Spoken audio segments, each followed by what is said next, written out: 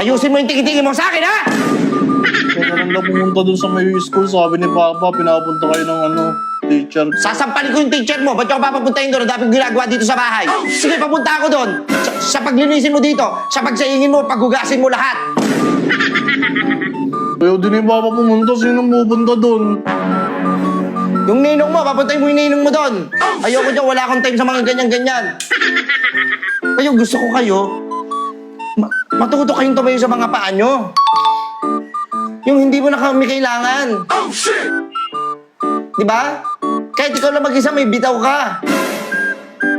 Hindi puro laro kasi ang inaatupag. Puro laro, wala nang ginagawa. Ay, agay. Agay. Mo, agay. Na-high blood ako sa'yo, Bon. Tapos yung values mo, ang tataas ang values. Ilan yung values mo dito? 86? 86. Ang galing, very good naman yung anak ko. Dumapa ka nga. Bakit? Ang taas na nga yan Pati na yung English ko, mataas yan. Ayoko ng Pilipino. Tapos may nakuha kang award. Papakitin ako dun sa stage. Most behave.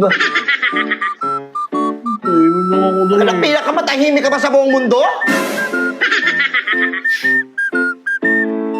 Pakitin mo ako dun sa stage. Pag mayroon ko nakuha ang award na first honor, second honor, hindi most behave.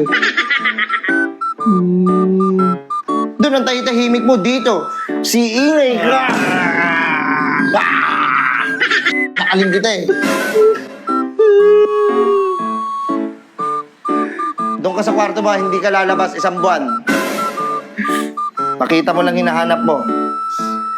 Kalaro muna kami doon. O sige, maglaro ka. Paglaruan natin to.